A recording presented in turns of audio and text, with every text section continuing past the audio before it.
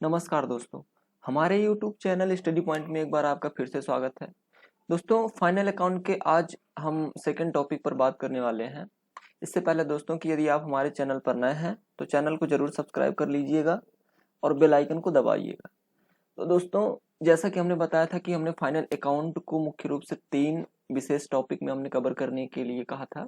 इसमें हम सिर्फ अभी थ्योरेटिकल पोर्शन ही देखेंगे कि जितने भी आइटम्स हैं वो हम क्यों डेबिट करते हैं, वो हम प्रॉफिट एंड लॉस अकाउंट में क्यों डेबिट करते हैं, ट्रेडिंग अकाउंट में क्यों डेबिट क्रिएट करते हैं, कौन सी हमारी आइटम्स जो है लायबिलिटी साइड में जाती है, कौन सी एसेट्स में जाती है। इन सारी चीज़ों को हम 3 वीडियो में मुख्य रूप से कवर करने वाले थे। तो फाइनल अकाउंट के आज हम सेकंड टॉपिक पर बात करने वाले हैं, प्रॉफिट एंड लॉस अकाउंट। इसके पहले वाले वीडियो में हमने ट्रेडिंग अकाउंट के बारे में देखा था। यदि आपने नहीं देखा तो उसका लिंक हमारे डिस्क्रिप्शन में है और वीडियो को आई बटन में हमने डाल दिया है, आप जरूर जाके वहां से देखिएगा। नहीं तो हमारा चैनल पर आप क्लिक करेंगे तो उसका प्लेलिस्ट है, अलग से बना है बुक कीपिंग एंड अकाउंटेंसी का, उसमें आप देखेंगे तो आपको वो वीडियो मिल जाएगी एक क्रम में। तो आप चाहे वहां से देखिए, जहां से आपको अच्छा लगे वहां से आप जरूर देखिएगा, तभी आपको अच्छे से समझ में आएगा। क्योंकि जो पिछला टॉपिक है यदि आप उसको नहीं समझेंगे तो आपको, जब हम फाइनल अकाउंट के न्यूमेरिकल पोर्शन को देखेंगे तो वहां पर आपको कंफ्यूजन हो सकती है कि ट्रेडिंग अकाउंट, हमने सिर्फ प्रॉफिट एंड लॉस अकाउंट देखा था, ट्रेडिंग अकाउंट देखा ही नहीं। तो वहां पे क्या होगा कि आपको कुछ प्रॉब्लम्स आ सकती हैं, क्योंकि हमारा ट्रेडिंग और प्रॉफिट एंड लॉस अकाउंट एक साथ ही बनते हैं। इसलिए हमने अलग अलग वीडियो को इसलिए हमने कवर किया, क्योंकि हमारा वीडियो ज़्यादा लेंदी हो जाता और आपको देखने में मतलब ऊबन सी लगने लगती। इसलिए हमने क्या किया कि वीडियो को 3 पार्ट में डिवाइड कर दिया, तीनों टॉपिक को अलग अलग दिन हम कवर कर लेंगे। तो आइए हम स्टार्ट करते हैं प्रॉफिट एंड लॉस अकाउंट। तो अभी हमने देखा था कि जब हम ट्रेडिंग अकाउंट बना रहे थे, जब हम लोग ट्रेडिंग अकाउंट बना रहे थे तो उसमें क्या था, ट्रेडिंग अकाउंट में हमने क्या देखा था कि परचेजेस लिखने, डेबिट साइड में परचेजेस लिखने के बाद हम क्या करते थे कि सभी डायरेक्ट एक्सपेंसेस को एक तरफ से लिख लेते थे डेबिट साइड में। और ट्रेडिंग अकाउंट हम क्यों बनाते थे? ट्रेडिंग अकाउंट यानी कि व्यापार खाता जो होता है हमारा, व्यवसाय के कुल सकल लाभ या सकल हानियों की जानकारी, यानी कि इनडायरेक्ट एक्सपेंसेस को घटाने से पहले जो हमारे पास प्रॉफिट आता है वो हमारा क्या होता है, ट्रेडिंग अकाउंट के माध्यम से निकल आता है। लेकिन अब हम डायरेक्ट एक्सपेंसेस को तो ट्रेडिंग अकाउंट में हमने घटा दिया था, लेकिन इनडायरेक्ट एक्सपेंसेस जो है अभी वो बचे हैं।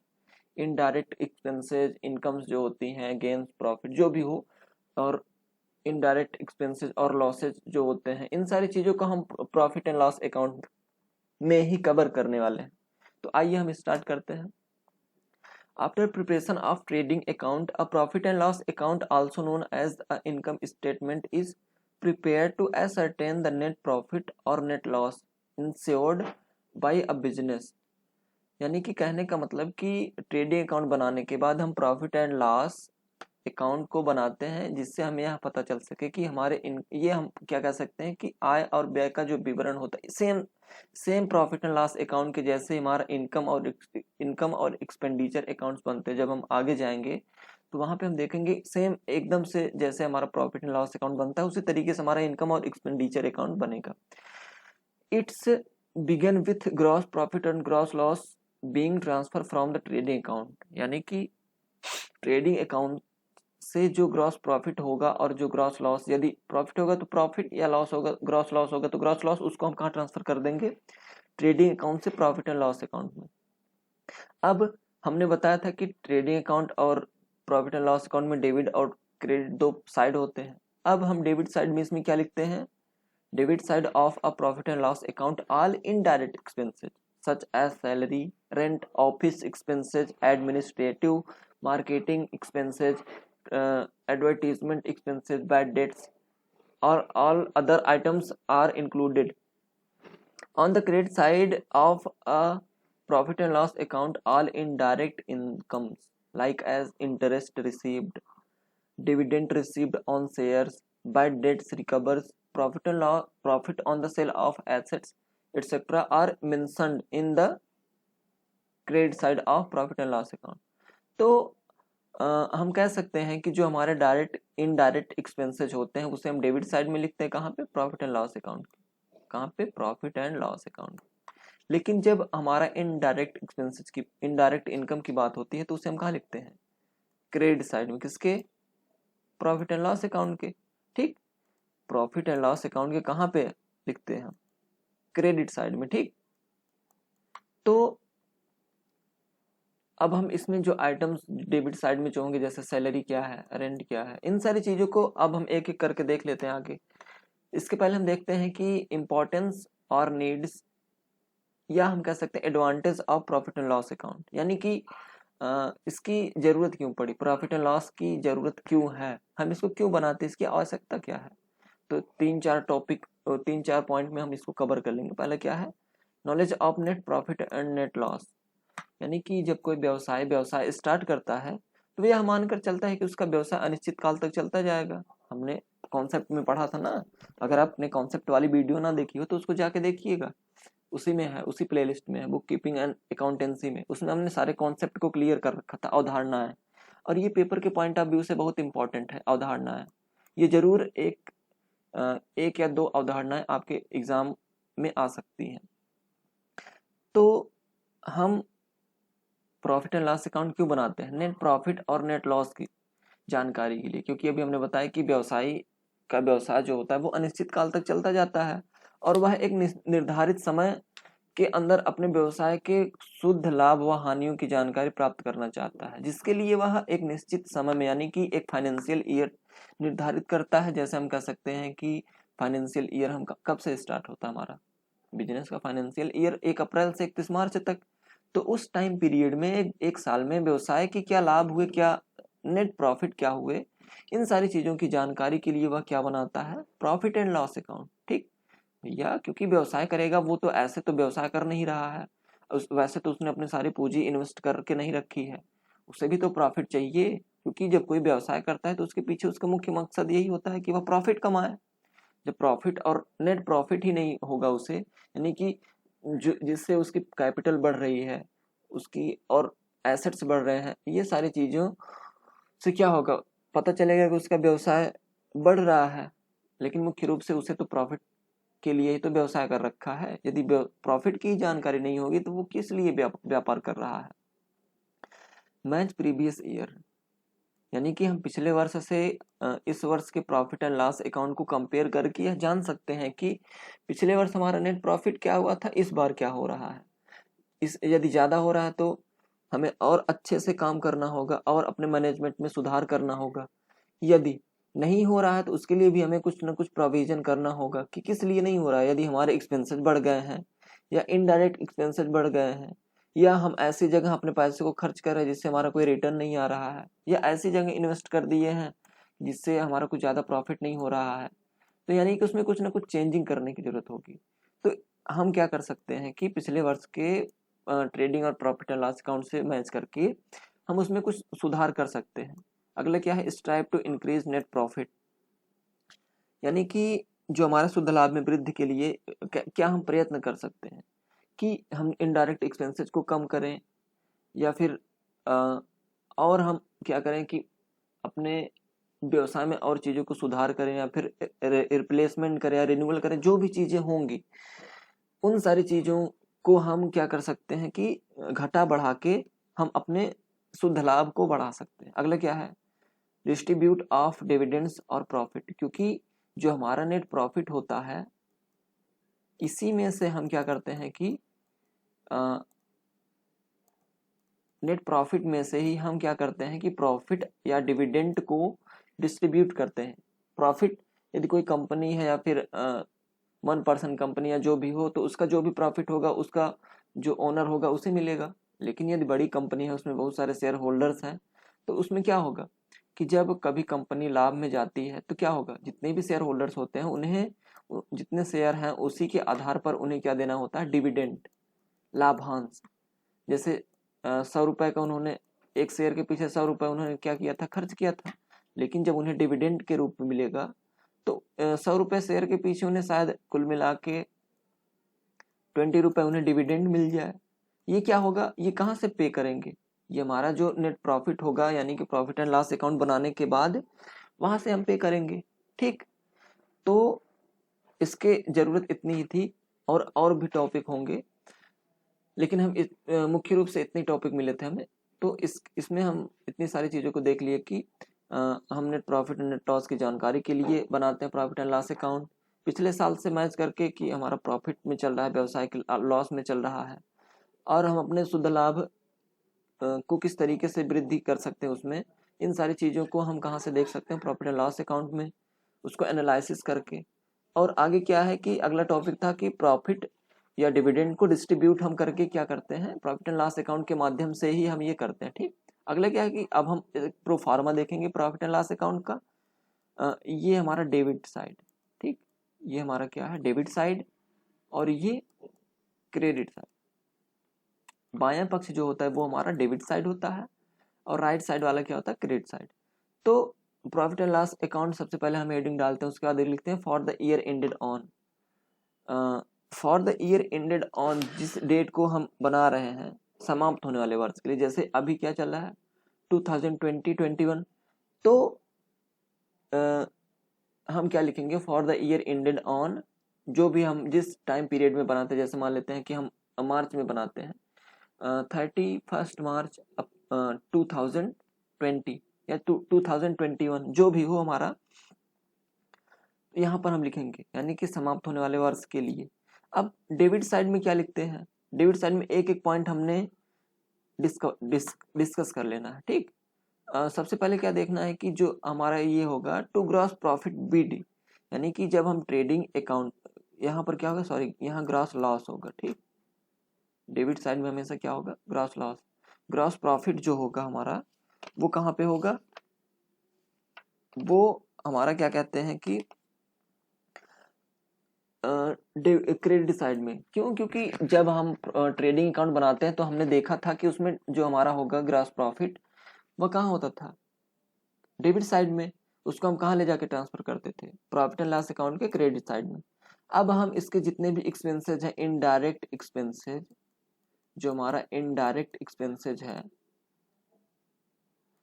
इसको हम क्या करेंगे, एक एक हमने पहले हेडिंग में, उसके बाद सब हेडिंग में डिस्कस कर लेना। जैसे पहले क्या, मैनेजमेंट एक्सपेंसेस।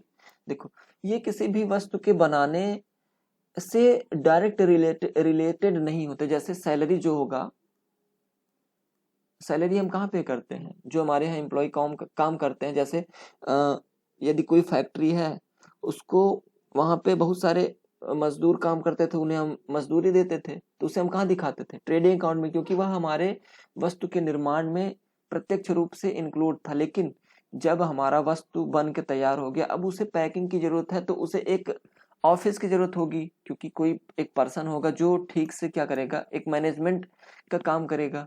मैनेजमेंट चाहे वह क्या कह सकते हैं कि प्रोडक्ट मैनेजर हो, या कह सकते हैं कि जो भी मैनेजमेंट का काम करेगा, उसको तो सैलरी देना ही पड़ेगा। और जो सैलरी होगा ये इनडायरेक्ट रूप से उस वस्तु के मूल्य में इंक्लूड होगा। यदि हम कैलकुलेट करेंगे आगे, जब हम कास्ट अकाउंटिंग पढ़ेंगे, तो उसमें हम देखेंगे कि किस तरीके से हमारा जो होगा सैलरी का अमाउंट हम कैसे कैलकुलेट करते हैं, मैनेजमेंट एक्सपेंसेस क्या होते हैं, फैक्ट्री एक्सपेंसेस क्या होता है, फैक्ट्री ओवरहेड्स क्या होता है, ऑफिस एक्सपेंसेस क्या होता है। जितने भी एक्सपेंसेस होंगे उसको हम अलग अलग कैटेगराइज करके और उसको निकालेंगे। फिलहाल हमको अभी प्रॉफिट एंड लॉस अकाउंट देखना है, तो इसमें हम बस मोटा मोटी कवर कर लेने वाले हैं, जिससे हमको आसानी से समझ में आ जाए कि इनडायरेक्ट एक्सपेंसेस होते क्या हैं और उसके अमाउंट को हम डेबिट में क्यों लिखते हैं। क्योंकि जब भैया हम अपना किसी भी वस्तु का मूल्य निर्धारण करते हैं, तो जितने भी हमारे डायरेक्ट एक्सपेंसेस और इनडायरेक्ट एक्सपेंसेस होते हैं, उन सारे अमाउंट को हम क्या करते हैं कि वस्तु के मूल्य में इंक्लूड करते हैं विथ प्रॉफिट। ठीक, तो सैलरी हम कहाँ देते हैं, एक मैनेजर जो होगा उसे हम सैलरी देते हैं, तो वो हमारा क्या होगा, इनडायरेक्ट एक्सपेंसेस होगा।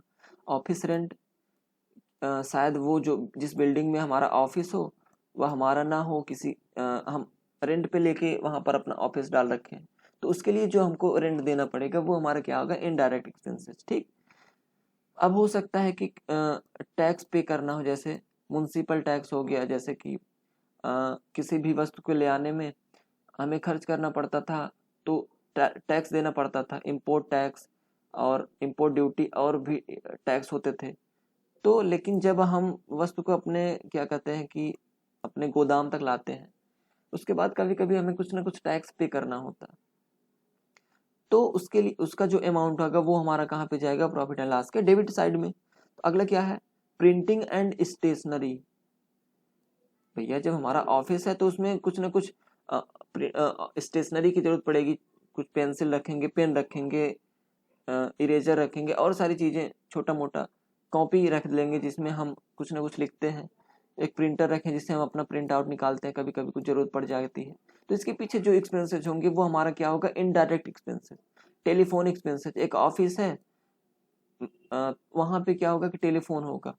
अब हो सकता है कि फैक्ट्री में लोग काम कर रहे हैं, एक मैनेजर को जरूरत पड़ गई वहाँ कॉल करने की या फिर उनसे कोई बात करने की, क्योंकि जब कम्युनिकेशन हमारा होता है तो हम देखते हैं कि वर्बल कम्युनिकेशन और नॉन वर्बल कम्युनिकेशन, उसके अंतर्गत जब हम देखते हैं कि यदि हमारा हाई लेवल एम्प्लॉई से बात करने के लिए, हाई लेवल मैनेजर से बात करने के लिए लो लेवल मैनेजर बात करना चाहता है, तो कहीं ना कहीं वह अपने ऑफिस को छोड़कर तो जाएगा नहीं।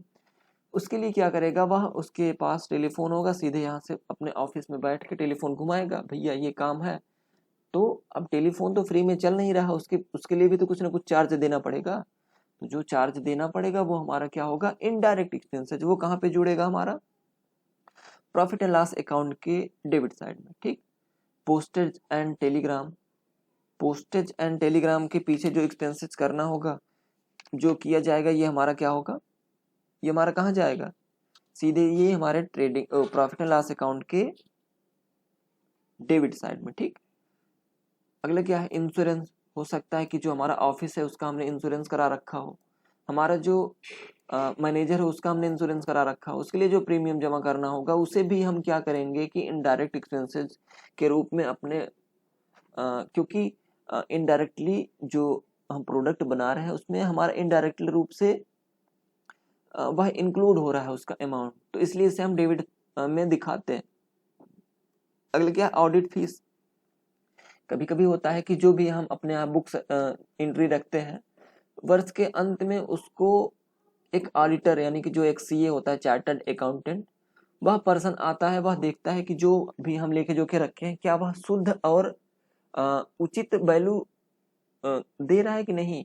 हो सकता है कि हमारा जो मैनेजर हो उसने क्या कर रखा है, कुछ घपला कर रखा हो हमारे बुक्स में, हमारा प्रॉफिट ज़्यादा आ रहा हो उसने कम करके दिखाया हो, या हमारे स्टोर्स में कुछ ऐसी चीज़ें रखी गई हैं, हो सकता है कि मैनेजर क्या उसको बुक्स में कम करके दिखाया। तो अपने व्यवसाय के जो भी पुस्तकें रखी गई हैं उसको उचित और फेयर वैल्यू देने के लिए क्या होगा कि हम एक ऑडिट से उसको ऑडिटिंग करवाएंगे। तो उसके लिए जो हमारा फीस पे करना होगा उसे हम कहाँ दिखाएंगे, प्रॉफिट एंड लॉस अकाउंट में। अब क्या है अगला, हमारा लीगल एक्सपेंसेस। हो सकता है कि अपने प्रोडक्ट के लिए कभी हो सकता है कि कुछ कहीं से उसको हमें वेरीफाई करवाना हो, तो उसके लिए जो एक्सपेंसेस हमारा होगा वो लीगल एक्सपेंसेस होगा, उसे हम कहाँ दिखाएंगे, लीगल एक्सपेंसेस को हम कहाँ दिखाते हैं, प्रॉफिट एंड लॉस अकाउंट के डेबिट साइड में। अगला क्या हमारा, इलेक्ट्रिसिटी चार्जेस, यानी कि जब हम एक ऑफिस में काम कर रहे हैं तो ऑफिस को चलाने के लिए उसमें जितने भी इंस्ट्रूमेंट हैं उनको चलाने के लिए क्या होगा कि इलेक्ट्रॉनिक की जरूरत पड़ेगी। तो जब इलेक्ट्रॉनिक की जरूरत पड़ेगी तो उसके लिए भी तो कुछ ना कुछ चार्ज पे करना होगा। तो जब हम अलग से कैलकुलेट करेंगे कि हमारे ऑफिस के लिए कितना इलेक्ट्रिसिटी चार्जेस आ रहा है, तो उसका जो अमाउंट होगा उसे हम कहाँ दिखाएंगे, प्रॉफिट एंड लॉस के डेबिट। मेंटेनेंस एक्सपेंस दूसरा, इसमें क्या है हमारा, अगला हमने क्या पहला क्या देखा था, मैनेजमेंट एक्सपेंसेस, अगला क्या, मेंटेनेंस एक्सपेंसेस। हो सकता है कि जो हमारा ऑफिस हो कभी कभी उसमें कुछ रिपेयर्स कराना हो सकता है उसकी छत टूट रही हो, या फिर जो उसमें चेयर या कुछ और चीज़ें रखी गई हो ऑफिस में उसे हमें रिन्यूअल करवाना हो, या हमारा जो कंप्यूटर है वो ख़राब हो गया है उसके स्थान पे उसको हमको रिन्यूअल कराना है या रिप्लेस करवाना है, क्योंकि हम देखते हैं कि समय समय पर नए नए जनरेशन के कंप्यूटर आ रहे हैं। तो समय के हिसाब से भैया अगर हम अपने को बदलेंगे नहीं तो हम बहुत पीछे हो जाएंगे। और हमको पता है कि व्यवसाय में हर चीज़ें क्या होती हैं, समय के हिसाब से बदलनी पड़ती है। पहले क्या था कि किसी भी व्यवसाय में जब मजदूर लोग काम करते थे अधिक मात्रा में, अब क्या है मजदूरों का स्थान मशीनों ने ले लिया है, कम लागत पर अधिक से अधिक उत्पादन हो रहा है। तो वही चीज़ ना कि यदि हम अपने आप को समय के हिसाब से नहीं बदलेंगे तो हम समय से बहुत पीछे रह जाएंगे। तो अगला क्या है कि कभी कभी होता है ना कि जो भी हमारे ऑफिस में और भी चीज़ें होती हैं उसमें हमारा डिप्रिसिएशन लगता है। क्या जो चीज़ें हम एक बार नया ला के रखें जिंदगी भर वो नया ही रहेगा, उसमें कुछ डिप्रिसिएशन नहीं होगा।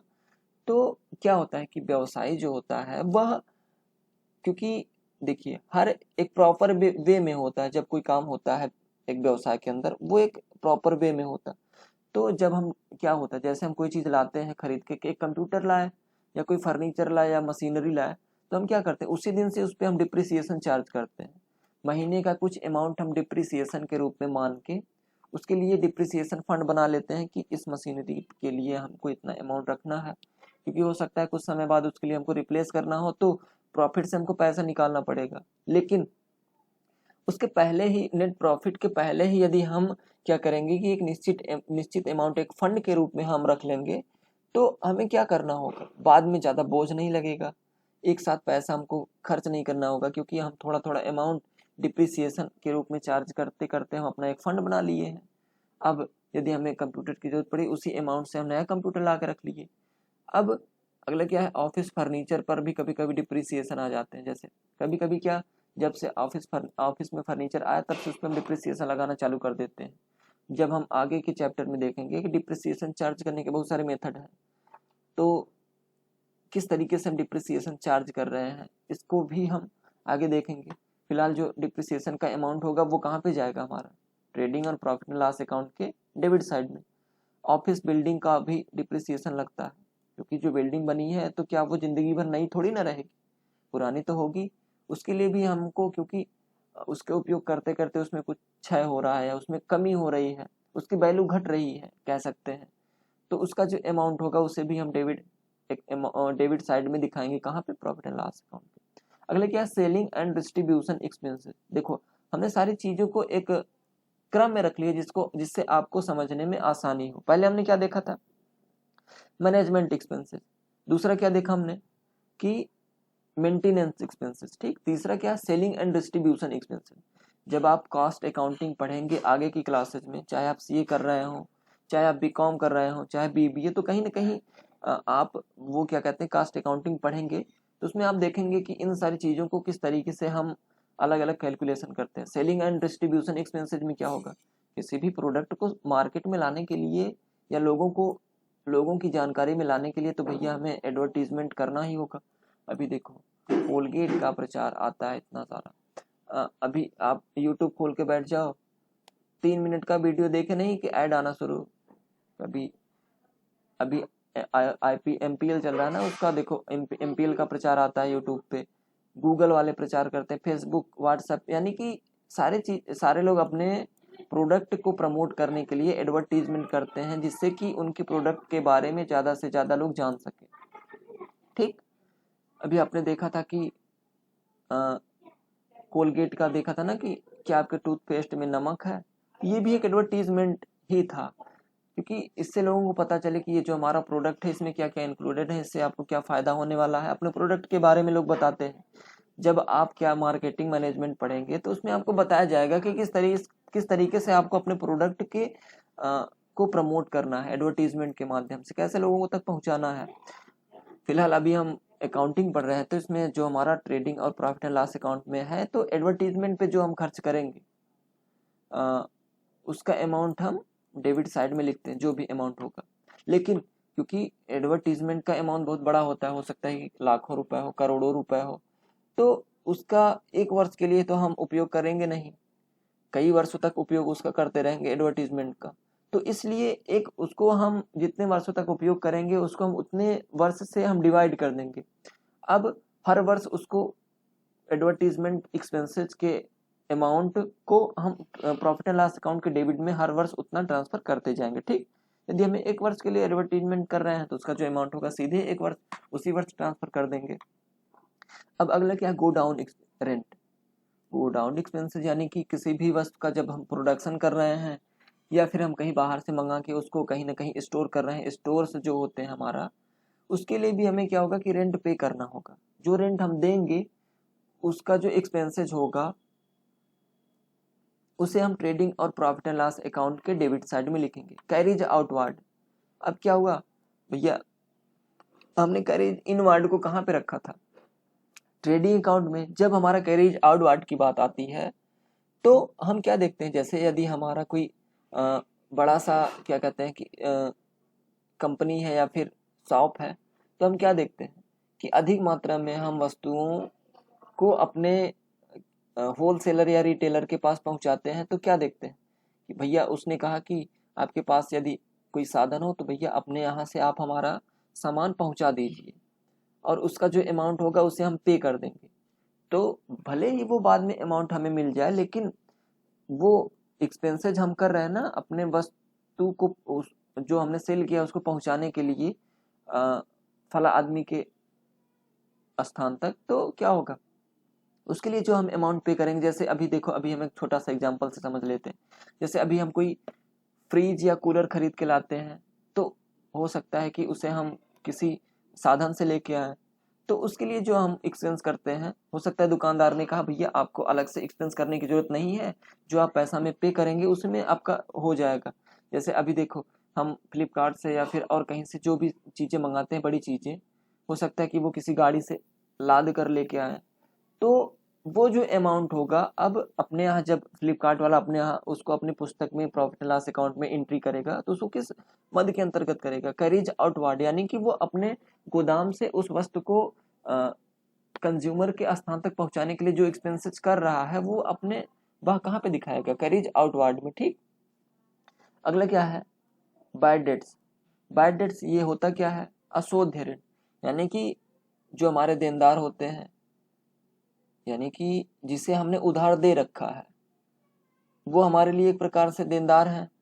और कभी कभी होता है कुछ लोग ऐसे होते हैं जो उधार ले लेते हैं हमसे, लेकिन उनको देने की इच्छा नहीं होती या फिर वो देने के मूड में नहीं होते, तो क्या होता है, एक साल बीत गया हमारा, भैया हम बाय डेट्स में, अब क्या हुआ, हमारा फाइनेंशियल ईयर क्लोज होने वाला है, अब हमें ये उम्मीद हो गया कि इतना अमाउंट हमें मिलने वाला नहीं है, या हमने उधार सेल कर रखी है, भैया इतना अमाउंट तो डूब के ही रहेगा।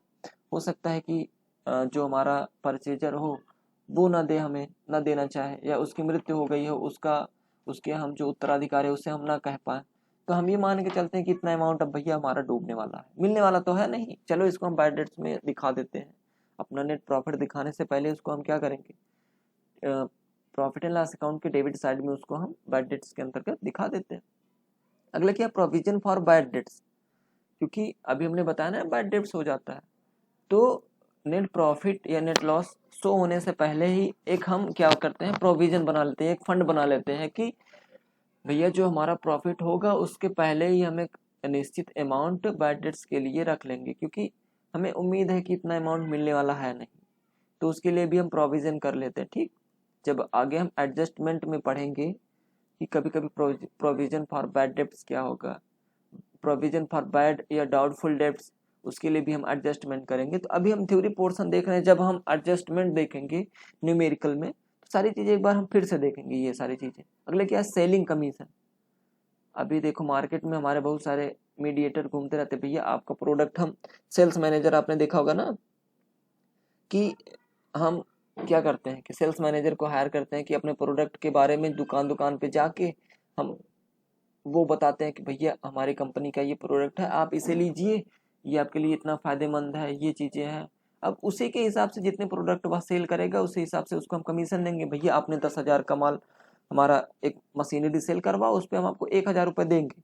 अब निकल पड़ा भैया वो मार्केट में दुकान दुकान, भैया ये मशीनरी है, आप इसे लेंगे, आपका ये फ़ायदा होगा, आपका समय की बचत होगी, आपका ये बचेगा वो बचेगा, आप सामान लीजिए।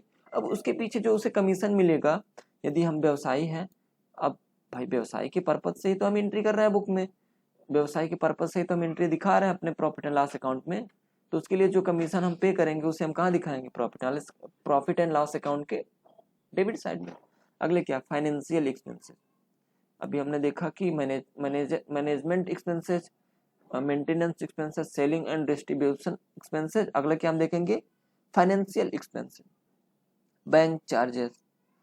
भैया बैंक हमारे लिए काम कर रहा है, बैंक हमारे लिए क्या कर रहा है, बैंक को हमने आदेश दिया भैया इतने अमाउंट का चेक हमारा पे करना है, या इतने का हमने मशीनरी खरीदी, आप इतना का अमाउंट पे कर दीजिए। अब वो हमारे लिए काम कर रहा है तो उसके लिए भी तो वह क्या करेगा, कुछ ना कुछ चार्जेस तो लेगा ही। अब जो वह चार्ज लेगा उसे हम कहाँ दिखाएंगे, ट्रेडिंग और प्रॉफिट एंड लॉस अकाउंट के डेबिट साइड में। इंटरेस्ट ऑन लोन, हमने कोई लोन ले रखा है, अब या लॉन्ग टर्म लोन है या शॉर्ट टर्म लोन है, तो उसके लिए हमें इंटरेस्ट देना ही पड़ेगा। जो इंटरेस्ट हम पे करेंगे लोन पर, वो हमारा कहाँ पे दिखाया जाएगा?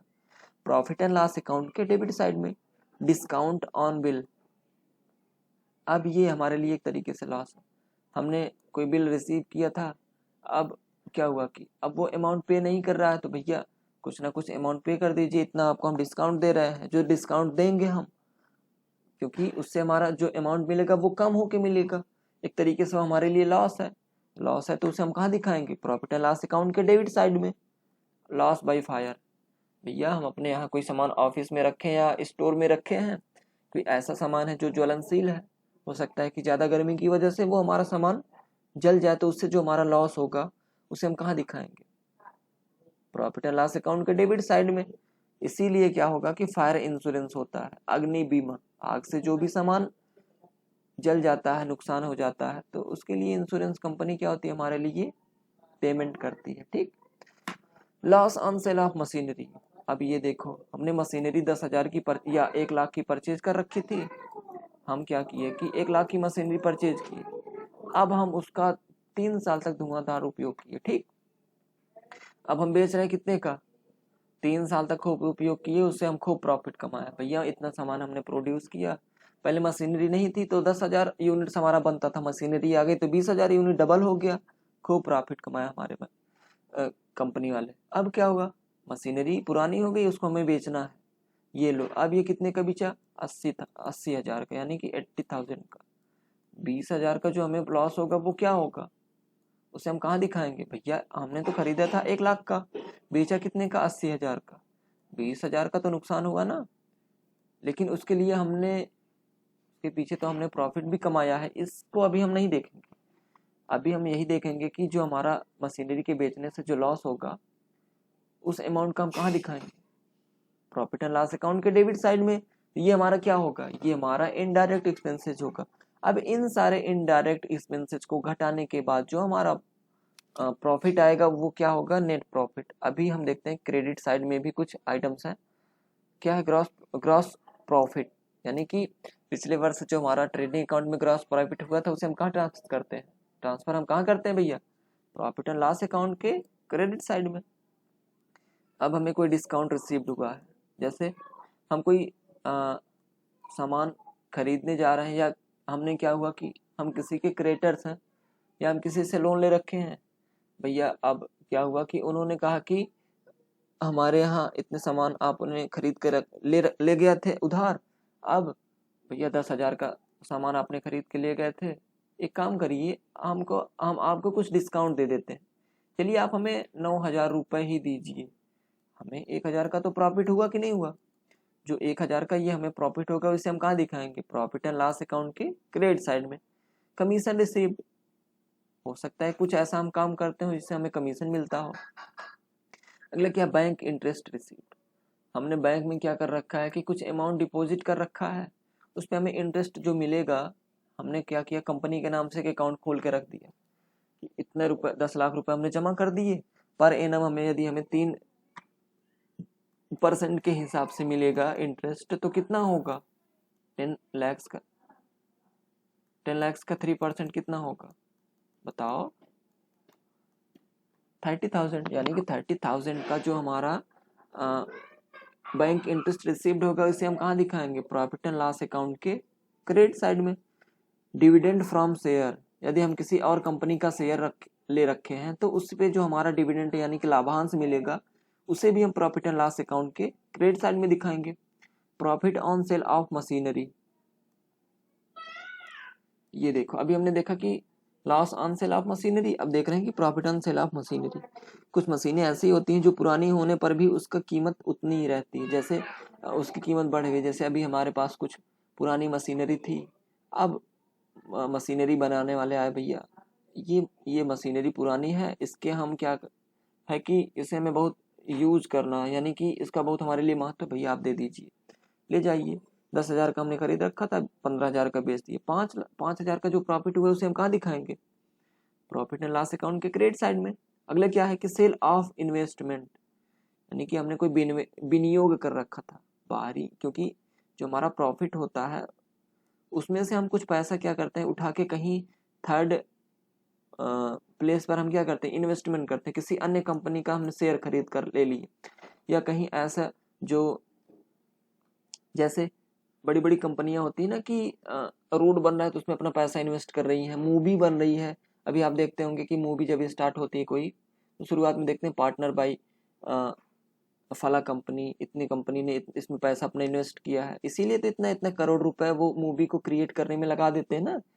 तो क्या हुआ कि हमारे पास ज़्यादा पैसा था, हमने क्या किया कि मूवी बनाने वाली प्रोडक्शन हाउस में क्या किया कि हमने अपना पैसा इन्वेस्ट कर दिया। अब मूवी से जो हमारा रेवेन्यू होगा उस पर हम बोल देंगे कि भैया हम इतना पैसा इन्वेस्ट किए हैं, जो भी प्रॉफिट होगा उसका 10% हमारा होगा, यानी कि जितना भी पैसा हमने इन्वेस्ट किया उस हिसाब से हमें पैसा मिलेगा। ठीक, तो उसके लिए जो इन्वेस्ट हमने कर रखा था उसको बेचने से जो हमें प्रॉफिट होगा उसे हम कहाँ दिखाएंगे, प्रॉफिट एंड लॉस अकाउंट के क्रेडिट साइड में। अब यदि हमें नेट प्रॉफिट होगा तो नेट लॉस तो हो ही सकता है, हो सकता है कि हमारे एक्सपेंसेस जो होंगे इनडायरेक्ट एक्सपेंसेस ज़्यादा हो जाएं, और इनडायरेक्ट लॉसेज या प्रॉफिट क्या है कम हो जाए, या ग्रॉस प्रॉफिट कम हो जाए, इनडायरेक्ट एक्सपेंसेस ज़्यादा हो जाए, तो क्या होगा, हमारा नेट लॉस आएगा। नेट लॉस आएगा तो उसे हम कहाँ दिखाएंगे, प्रॉफिट एंड लॉस अकाउंट के क्रेडिट साइड में। ठीक, अब जैसे अभी देखिए कि कोविड का सिचुएशन चल रहा है ना, इसमें हो सकता है कि जो कंपनी के एक्सपेंसेज हैं, कुछ डायरेक्ट एक्सपेंसेज, कुछ इनडायरेक्ट एक्सपेंसेज, कुछ फिक्स होते हैं ना, क्या फिक्स्ड कास्ट होते हैं, कुछ वेरिएबल कास्ट होते हैं। जैसे फिक्स्ड कॉस्ट, यदि अभी देखो उनका 5-6 महीने प्रोडक्शन बंद रहा, लेकिन फिर भी उन्हें अपने फैक्ट्री का रेंट पे करना रहा होगा, उन्हें कुछ ऐसे क्या कहते हैं कि उनके यहाँ एम्प्लॉय होंगे जिसे उन्हें कुछ पेमेंट करना होगा, या फिर और भी चार्जेस होंगे वो देना पड़ा होगा। तो इन सारी चीज़ों के लिए क्या होगा कि इससे उनका इनडायरेक्ट एक्सपेंसेस बढ़ गया, इनडायरेक्ट एक्सपेंसेस बढ़ गया तो भैया कास्ट बढ़ जाएगी, कास्ट बढ़ जाएगी। जो प्रोडक्ट हम 10 रुपये हमें बनाने में लगता था, पर यूनिट कास्ट हमारा 10 रुपये आता था, अब क्या हुआ, ये लो 15 रुपये आया। अब हम क्या करेंगे भैया, हम तो पहले क्या हुआ, टोटल एक्सपेंसेस जोड़ने के बाद हमारा जो सेलिंग प्राइस था वो क्या था, 15 रुपये। अब हमारा 15 रुपये टोटल कास्ट ही आ रहा, तो क्या होगा, लॉस तो आएगा ही ना, लॉस तो हमें बियर करना ही होगा। इसलिए जो नेट लॉस होगा उसे हम कहाँ दिखाएंगे, प्रॉफिट एंड लॉस अकाउंट के क्रेडिट साइड में। तो आई होप आपको ये सारी चीज़ें आपको अच्छे से समझ में आ गई होंगी। तो इसको आप क्या करें कि वीडियो को पॉज करके 3-4 सेकंड बाद आपको स्क्रीनशॉट लेके रख लीजिए। ये जो आइटम्स है इसको आप याद कर लीजिएगा, क्योंकि जब आप प्रॉफिट एंड लॉस अकाउंट बनाएंगे तो सीधे ट्रायल बैलेंस जो होगा वो दिया रहेगा हमारे किसमें, क्वेश्चन में बोल देगा भैया ये फला कंपनी का ट्रायल बैलेंस है, एक तरफ से लिखा रहेगा सैलरी का अमाउंट इतना, कैपिटल का इतना, trading account, profit and loss account और बैलेंस शीट का जो भी अमाउंट होगा सब साथ में लिखा रहेगा। आपको अलग अलग उसमें कैटेगराइज करना होगा, ये हमारा ट्रेडिंग अकाउंट का, ये प्रॉफिट एंड लॉस अकाउंट का, ये बैलेंस शीट का, इसको हमको ट्रेडिंग में दिखाना है, इसको प्रॉफिट एंड लॉस में। इसीलिए आप इसको स्क्रीनशॉट लेके रख लीजिए, आप इसको याद कर लीजिएगा, और जिससे आपको आगे समझने में आसानी हो। इसके साथ आप हमारे चैनल को सब्सक्राइब करना ना भूलिएगा, और बेल आइकन को दबा के लेटेस्ट अपडेट आप अब तक तो आपने ये सब चीज़ें कर लिया होगा, क्योंकि आप पहले से ही देखते होंगे हमारा वीडियो। यदि नहीं देखते होंगे तो अब से कर लीजिए। यदि आपको हमारा वीडियो अच्छा लगा हो तो आप लाइक करिएगा, सब्सक्राइब करिएगा चैनल को, और अपने दोस्तों के पास ज़रूर शेयर करिएगा। ठीक, बस आपका सपोर्ट चाहिए दोस्तों, आपका साथ रहेगा तो हमको भी पढ़ाने में मज़ा आएगा, आपको पढ़ने में मज़ा आएगा। जहाँ भी आपको कन्फ्यूजन हो हमें आप वीडियो को पॉज करके कमेंट बॉक्स में ज़रूर बताइएगा। जब भी हम उस कमेंट को देखेंगे तो उसका हम सॉल्यूशन आपको भेज देंगे। ठीक, और बस मिलते हैं दोस्तों अगले वीडियो में। Thank you, bye bye.